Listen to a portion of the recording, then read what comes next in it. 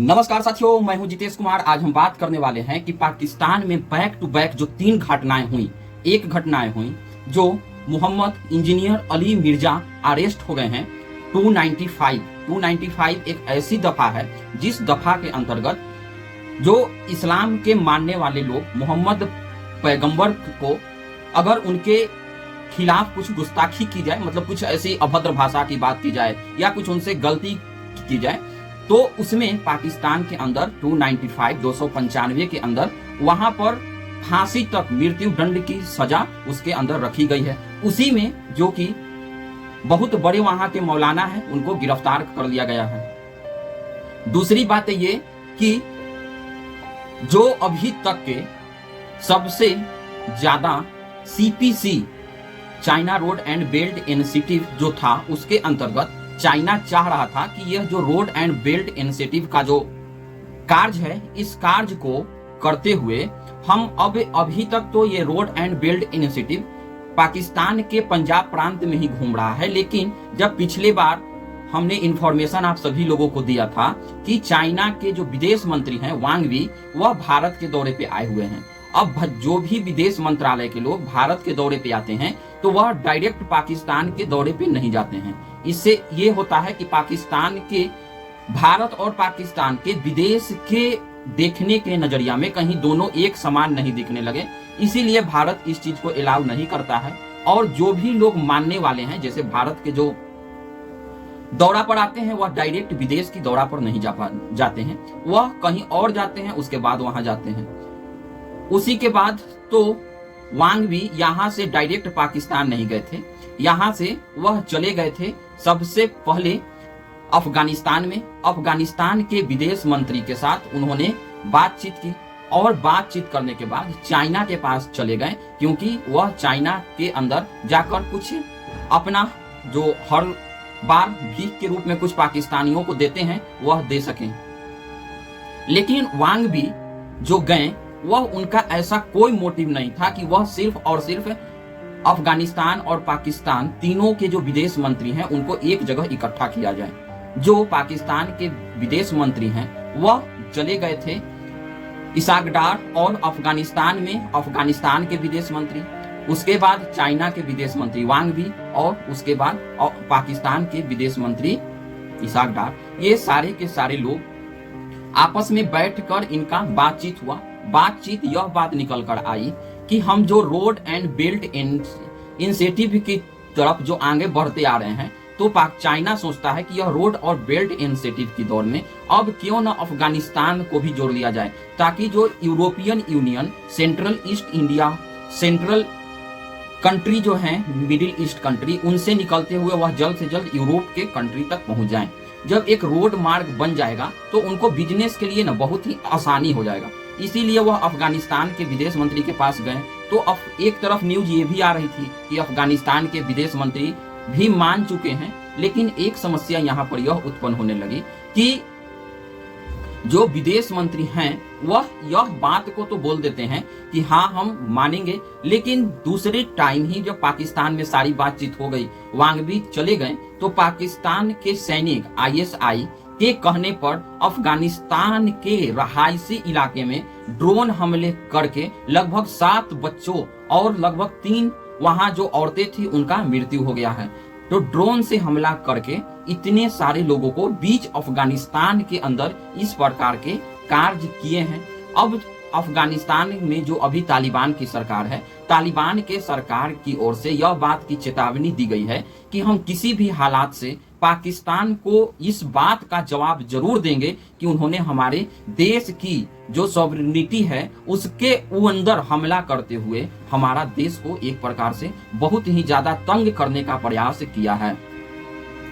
अब ये सारी सिचुएशन तो बनती ही जा रही थी। चाह रहे थे कि किसी भी प्रकार से चाइना की इन दोनों के बीच में, हम अभी भी जानते हैं कि पाकिस्तान और अफगानिस्तान के बीच में एक जो प्रकार से जो दिवस बना हुआ है, वह दिवस जो है वह दोनों लोगों के बीच में कटुता का भाव पैदा करता है, दुश्मनी के भाव पैदा करते हैं, जिससे बहुत ही ज्यादा दोनों के बीच में टेंशन बनी हुई रहती है। अब इसके पीछे का क्या मकसद है, हम लोग उसके बारे में आगे बात और थोड़ा डिटेल से करेंगे। और तीसरा ये है कि जो डोनाल्ड ट्रंप को सपने में ये बात निकल कर आया था कि पाकिस्तान के अंदर बहुत ही ज्यादा बड़ी मात्रा में रिजर्व ऑयल का भंडार है, तो वह रिजर्व ऑयल का जो भंडार, तो जितने भी लोग वहां पे उसको, उस एरिया को जो सर्च करने गए हुए थे जियोलॉजिकल विभाग के लोग कि क्या यहाँ पे तेल या नेचुरल गैस जैसी कोई चीज है कि नहीं है, वह नेचुरल गैस नहीं मिल पाया। स्पष्ट हो गया, लोगों ने बता दिया कि पाकिस्तान के अंदर किसी भी प्रकार का कोई रिजर्व ऑयल नाम की कोई भी चीज नहीं है। तो इन्हीं पर हम थोड़ा बैक टू बैक अब सारी पर डिटेल से डिस्कशन करेंगे। उससे पहले आप सभी लोगों से अनुरोध है कि मेरे प्यारे दोस्तों, आप लोग हमारे जो चैनल है उसको जल्दी से जल्दी सब्सक्राइब करके कम से कम 1000 तक पहुंचाइए, ताकि हम आप सभी के लिए अच्छी अच्छी इंफॉर्मेशन, इंटरनेशनल न्यूज के हर मायने को समझा सकें। और आप सभी के लिए एक बहुत ही जल्दी हम खुशखबरी लाने वाले हैं, जिससे आप सभी लोगों को बहुत बड़ी मात्रा में फायदा होगा।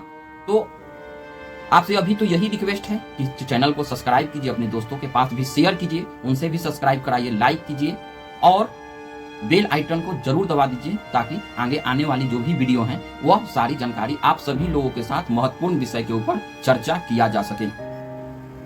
अब होता इसी प्रकार से है कि जो मोहम्मद अली मिर्जा हैं, उन्होंने एक स्टेटमेंट दे रहे थे। आप स्टेटमेंट को सुनिए।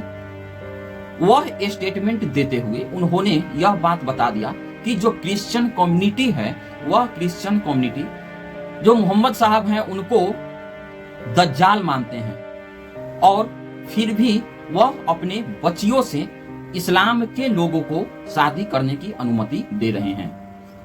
अब इस बात पर उन्होंने अपना रुख स्पष्ट किया कि अगर आज के समय में वह एक प्रकार से इस्लाम को महान बताने की कोशिश कर रहे थे कि मोहम्मद अली मिर्जा जो हैं वह पूरी जिंदगी इस्लाम की सेवा की या अभी भी कर ही रहे हैं, लेकिन उनको सिर्फ इस बात के लिए उनके ऊपर मुकदमा चला दिया गया कि वह व्यक्ति कहीं न कहीं जो मोहम्मद साहब हैं उनको गलत वर्ड से नवाजा है, और गलत वर्ड से नवाजने के कारण उन पे 295C लगा दिया गया। यह जो दज्जाल शब्द है, उन्होंने कहा कि ऐसे क्रिश्चियन लोग मानते हैं, लोगों का कहना है, सोचना है। तो हम भी उसमें थोड़ा सा तर्क से खोजबीन करने की कोशिश की, तो जी हाँ, उसमें स्पष्ट तरीका से जो बताया गया कि जो न्यू टेस्टामेंट जो बाइबल है, वह बाइबल के अंदर उसमें स्पष्ट तरीका से बताया गया कि अगर आप प्रभु ईसा मसीह को आप सच्चे खुदा नहीं मानते हैं, तो जितने भी क्रिश्चियन लोग हैं वह भी एंटी क्राइस्ट जितने भी लोग हैं वह सारे के सारे मोहम्मद साहब को भी उसी प्रकार से सच्चा खुदा नहीं मानते हैं। दोस्तों, यहाँ पर जानने वाली बात यह है कि ये सारे के सारे यहूदी हो गए, क्रिश्चियन हो गए, मुसलमान हो गए, ये सारे के सारे अहले हदीस, अहले जो किताब है उन्हीं सभी से निकल कर आया है। और ये सारे एक ही बुक के, जैसे जितने भी ये लोग हैं, इनका मानना है कि ईश्वर कोई मैसेंजर को भेजा है। जैसे इस्लाम के अंदर वह कहते हैं कि मोहम्मद साहब को भेजा गया है, दूसरी साइड क्रिश्चियन जो हैं वह बोलते हैं कि ईसा मसीह को भेजा गया है, और उसी प्रकार से यहूदी लोग को भी अपनी मान्यता है कि वह जीसस जो जूस हैं उनको भी वह मैसेंजर के तौर पे भेजा है। यहाँ पर अगर हम सनातन की बात करें तो सनातन में यह स्पष्ट श्री कृष्ण कहते हैं कि मैं ही भगवान हूं।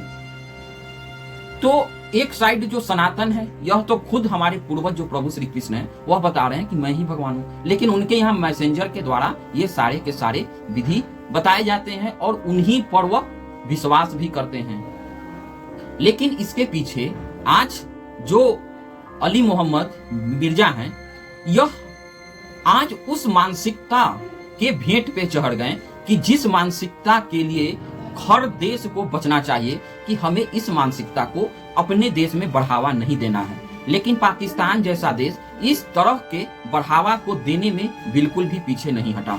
या बोल दें कि एक प्रकार से वे बोल रहे थे कि हम सभी को इतना ज्यादा रेडिकलाइज कर देंगे कि सिर्फ हिंदू नफरत में भारत और पाकिस्तान का अलग होने का जो मेन जो मुद्दा था, वह मुद्दा यही था कि मुसलमान जिन्ना जितने भी मुसलमान के समर्थक थे वह सारे को एक ही कहना था कि हिंदू और मुसलमान एक साथ नहीं रह सकते, इसलिए मुसलमानों को अलग धरती चाहिए।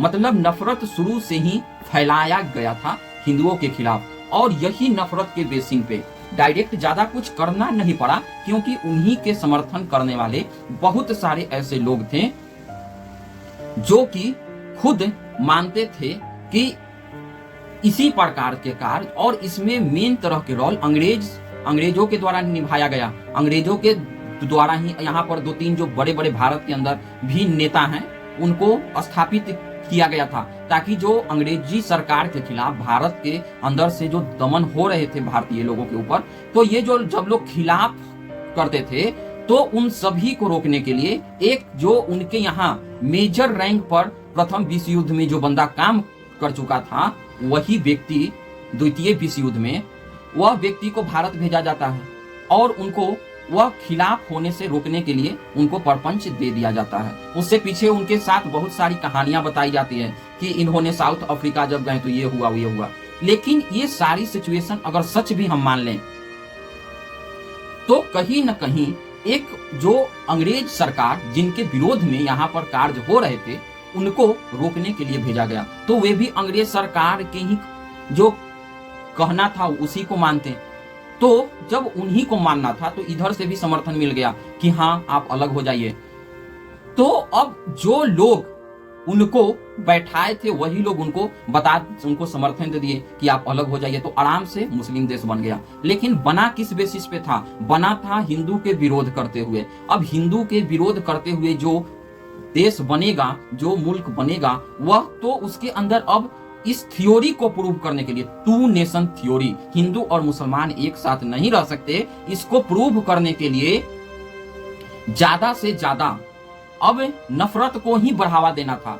तो लगभग 80 साल के लमसम भारत और पाकिस्तान को आजाद हुए हो गया है, लेकिन आज नफरत की बीज एक में इतना ज्यादा डाल दिया गया कि उनको लगता था कि भारत पाकिस्तान पे अगर हमला करने आएगा तो सिर्फ फौज तो लड़ नहीं पाएगी, और फौज अपना जान क्यों दे, क्योंकि फौज तो समझदार इस प्रकार से थी कि पाकिस्तान के जितने भी राजनीतिक दल थे वह तो 7 साल पुराना थे, लेकिन जो पाकिस्तानी फौज थी वह फौज तो लगभग जब से 1835 में जब विद्रोह आंदोलन जब होने लगा मंगल पांडे के द्वारा, उसी समय से फौज है। तो फौज के जितने भी जनरल थे, कर्नल थे, सिपाही थे, वह 100 साल पुरानी मान के चलिए और उससे भी पुरानी होंगी।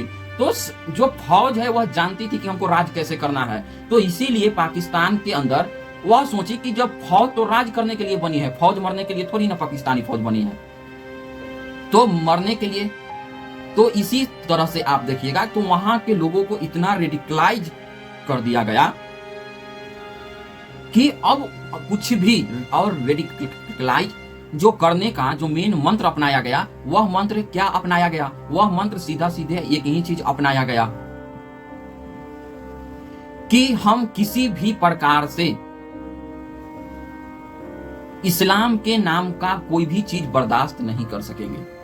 तो वहां पर आप देखते होंगे कि जब भी कुछ एक दूसरे के साथ हो, नफरत बढ़ने लगती है, तो वहां पर एक बहुत ही अच्छा इंस्ट्रूमेंट है कि वहां पर किसी पर भी लगा दो कि ब्लास्फेमी का जो रूल है उसके ऊपर थोप दो कि इसने ब्लास्फेमी की।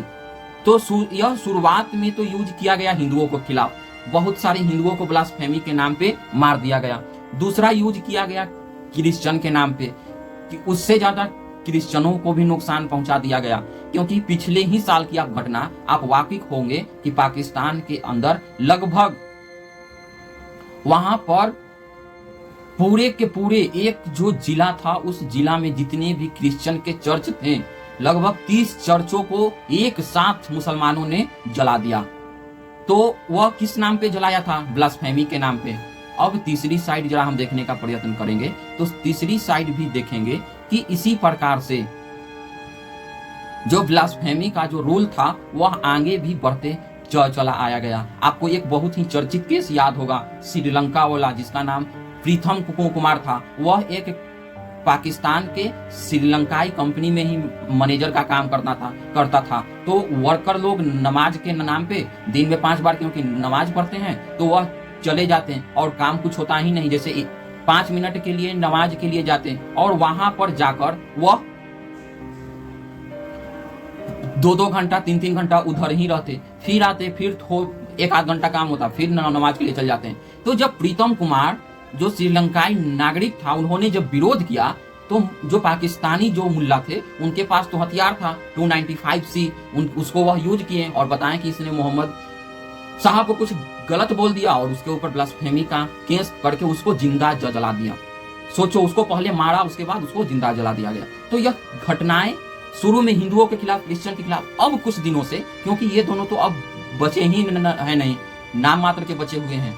उसके बाद और बचे हुए भी इसलिए नाम मात्र से हैं क्योंकि उनको बताना है पाकिस्तानियों को कि हमारे यहाँ पर क्रिश्चियन और हिंदू भी रहते हैं, पूरे वर्ल्ड को उससे उनको चंदा मिलता है। तो इसीलिए उनको इतना डरा कर रखा हुआ है कि वह बिल्कुल भी अब मुंह खोलने के योग्य नहीं बचे हुए हैं। अब यह जो हथियार था ब्लास्फेमी का, अब खुद मुसलमानों के ऊपर ही यूज करने लगा। जब एक बहुत बड़ा भवन का जब राज्य का किला ढहने लगता है तो इसी प्रकार से ढहता है। एक साइड पाकिस्तान के अंदर आप देख रहे होंगे कि कितना ज्यादा आर्थिक खराबी आई हुई है। आटा 1 केजी का दाम लगभग 80 रुपया है, दूध 100 रुपये लीटर है। तो ये सारी सिचुएशन अब समझो एक जो देश है वह खत्म होने की उसका निशानी है और अंदर से जिस नाम पे बना उसी नाम से यह मिटेगा, यह बात तो कन्फर्म है। तो उसके बाद एक और मौलाना हुए मोहम्मद गांधी साहब, उनको भी इन लोगों ने ऊपर ब्लास्फेमी के ऊपर सिर्फ ये बताने के लिए कि मोहम्मद साहब अनपढ़ हैं, या तो कुरान में लिखा हुआ है कि मोहम्मद अनपढ़ है, तो उस अनपढ़ कहने के नाम पे ही मोहम्मद गांधी जो थे उनको देश छोड़कर भागना पड़ा। ब्लास्फेमी के नाम पर एक और केस, जो उस देश के अंदर जो जज थे, जज के बॉडीगार्ड ने ही ब्लास्फेमी के नाम पर एक जज का कत्ल कर देता है। ब्लास्फेमी के नाम पर एक और केस, अभी जो मोहम्मद अली मिर्जा हैं, ये इनके ऊपर भी वही जो यूज हुआ, जो हथियार यही मौलाना पहले दिया करते थे मुसलमानों को कि तुम उसका यूज करो, आज वही चीज इनके ऊपर भी उल्टी खुद इन सभी लोगों के ऊपर अब पड़ने लगी। अब खुद को बचाने के लिए इनको अरेस्ट कर लिया गया है। और अब आगे और देखते जाइए होता है क्या, धीरे धीरे देखते जाइए, पाकिस्तान खुद की खुद मौत मरेगा। आप बताइए कि आपको यह वीडियो कैसा लगा। आप सभी लोगों से अनुरोध है कि आप हमारे चैनल को सब्सक्राइब कीजिए, लाइक कीजिए और शेयर कीजिए। हम अगले वीडियो में मिलते हैं। जब तक जय हिंद, जय भारत।